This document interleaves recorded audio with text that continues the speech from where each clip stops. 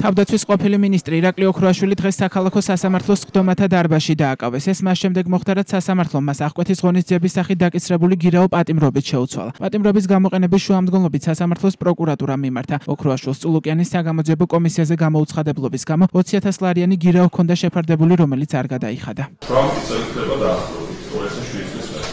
პროკურატურას სასამართლოს და ადვოკატებს ვეძავს. სამართლის გამოგონებაში მივიდე ყველაფერი და უდიდესი ზრდა. აღარ ვაპირებ მე ჩემს ნორმალ 20,000 ლარი ვეძავს ისტორიის გასაგებად. სრულიად საკმარისია ის საკითხი, რომელიც სასამართლოს დამატებით საკითხია და ვაპირებ გამოცხადდეს მინისტრიის სასამართლოში. ეს არის ჩემი. ვიდრე მოსამართლე ნინო თარაშვილი ირაკლი ოქრუაშვილს აღკვეთის ღონისძიების სახით პატიმრობას შეუფარდებდა, თავდაცვის ყოფილმა მინისტრმა სასამართლოს სხდომის დარბაზში ქამარი მოიხსნა და თქვა, რომ დღეს მეტალის ნივთებიც კი არ გაუკეთებია, რადგან დააკავებას ელოდა. იმ საკითხზე რადგან პროკურატურა აღმოჩნდა ესეც ალოგიკურ სიტუაციაში და შესაბამისად ჩემი ჩაკეტებაში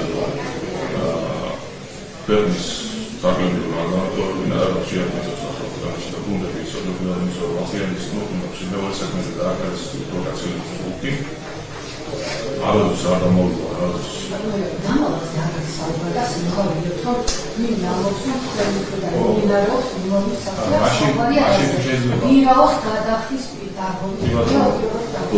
არა მართლა მაინტერესებს რა სასამართლო ეს ჩალის რა ეს პროპაგანდა გახურული რასაკეთებს ხა ადამიანები არიან რა მათ ცხოვრებას სწორად ადამიანების ცხოვრებას რა მოდიან ეს ოროსანი ბავშვები პროკურატურა ასრულებს დავალებას რა და არა შეურაცხყოფა არა რა ადამიანების ცხოვრებას და ერთი არ შეასრულა დავალება რა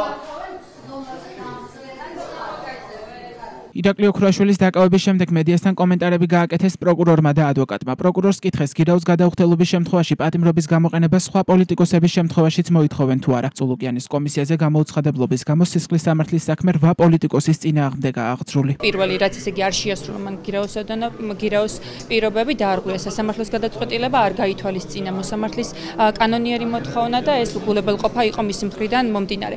ამის შემდგომ გარდა ამ მის მიერ დარღვეული პირობისა მისი ქმედება იყო ძირითადი ფაქტორი, როდესაც ბრალდებული განმარტავს, რომ იგი არ გადაიხდის აღკვეთის ღონისძიების სახით განსაზღვრულ გირაოს ედონებას, იგი მისთვის სპორტული ჯინი იყო აღნიშნული, რის გამოც არ შეასრულებდა გირაოს პირობებს, ბრალდების მხარე შეაფასებს ყოველ კონკრეტულ შემთხვევას, ბრალდებულის შემდგომ ქცევას, მის დამოკიდებულებას კანონიერი მოთხოვნისადმი და შესაბამის გადაწყვეტილებას დასაბუთებულს თავისთავად წარმოადგენს სასამართლოს. კი ბატონო, გირაო ჰქონდა შეფარდებული ირაკლი ოქრუაშვილს არ გადაიხადა ეს გირაო, მაგრამ იმპერატიულად კანონი არ ითხოვს, თუ კი ადამიანი არ იმალება, არაფერს არ აშავებს, მაინც და მაინც პატიმრობით შეცვლილი იყო გირაო. რა თქმა უნდა, ეს უკანონო არის, აღნიშნული ღონისძიების გამოყენება, ახლა ფაქტი ადამიანი აქ იყო პროცესზე თავისნებით მოვიდა, არაფერს არ არღვევს და ინფორმალობის გამო რომ გირაო არ გადაიხადა, აუცილებლად პრინციპში ვიყოთ. ოქრუაშვილის დაკავებასთან დაკავშირებით კომენტარები კეთდება ოპოზიციაში. ნიკა მელია, რომელსაც წულუკიანის კომისიაზე გამოუცხადებლობის გამო 50,000 ლარიანი გირაო აქვს შეფარდებული, ჯერჯერობით არ ამბობს, გადაიხდის თუ არა მას. სასამართლოს დღევანდელ გადაწყვეტილებას მელია პოლიტიკურ რეპრესიებს უწოდებს. წულუკიანი გიბარებს არალეგიტიმურ პარლამენტში, არალეგიტიმური შექმნილი კომისიის ფარგლებში, სადაც შავი თეთრზე უწერიათ, რეგლამენტში ვეწერია, რომ ნახევარი კომისიის, ეგრეთ წოდებული საგამოძიებო კომისიის წევრები ოპოზიციონერები უნდა იყვნენ.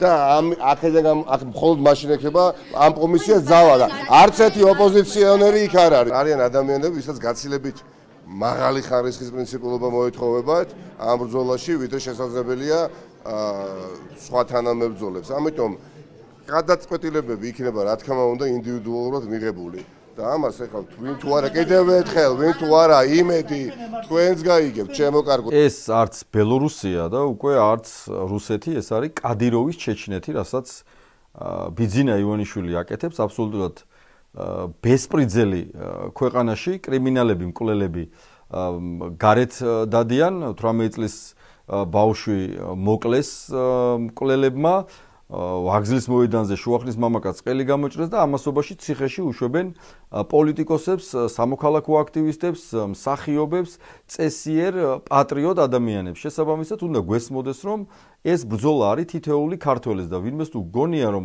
მასთან ჯერ არ მისულა უსამართლობა, აუცილებლად თქვენს კარზეც დააკაკუნებს, აუცილებლად მოვა თქვენთანაც უსამართლობა. ამისთვის მნიშვნელოვანია ყველამ ერთად გავიაზროთ, რომ ძალა ერთობაშია, ძალას დაუპირისპიროთ ძალა. პირველ რიგში სრული სოლიდარობა ბატონო ქრუაშვილს მისმა დაკავებამ დაადასტურა ის, რასაც ვამბობთ პირველივე წუთიდან, როდესაც ამ კომისიაზე დაიწყეს მოქმედი პოლიტიკოსების დაბარება, მათ შორის, რომ ეს იყო ერთ-ერთი მთავარი მიზანი ამ კომისიის იყო პოლიტიკური ოპონენტების დევნა და მათ თავზე სისხლის სამართლის დევნის დაკიდება. ხაზარის ჯაფარიძის პროცესი საგერ 4 დღეში იქნება, ვნახავთ რითი გაგრძელდება ეს ეტაპი პოლიტიკური რეპრესიებისა. ჩვენ ყველაფრისთვის მზად ვართ, როგორც მზად ვიყავით იმ დღიდან, როდესაც გადაწყვეტილება პრინციპული მივიღეთ, რომ იმ კომისიაზე არ მივიდოდით და დღემდე ეს მიგვაჩნია სწორი. ამიტომ ჩვენ დიდ წინააღმდეგობაში ვართ ამ ხელისუფლებასთან და ყველაფრისთვის მზად ვართ ამ წინააღმდეგობაში. ირაკლი ოქრუაშვილს ქართული ოცნების პარლამენტის დროებითი საგამოძიებო კომისიის მოთხოვნის შეუსრულებლობას ედავებიან. მას აღკვეთის ღონისძიების სახით 20,000 ლარიანი გირაოს შეფარდების გარდა საქმის წარმოების დასრულებამდე საქართველოს საზღვრის კვეთა ეკრძალებოდა. ოქრუაშვილს გირაოს გადახდის ვადად 30 დღე ჰქონდა განსაზღვრული. ვადა 8 მაისს ამოიწურა. სასამართლოს დღევანდელი გადაწყვეტილების შემდეგ კი შესაძლოა ყველა ის პოლიტიკოსი დააკავონ, რომელთა წინააღმდეგ წულუკიანის კომისიაზე გამოუცხადებლობის გამო სისხლის სამართლის საქმეა აღძრული და გირაოს არ გადაიხდიან. ამ ეტაპზე ზურა ჯაფარიძის და ნიკა გვარამიას პოზიციაა ცნობილი. ისინი გირაოს გადახდაზე უარს ამბობენ.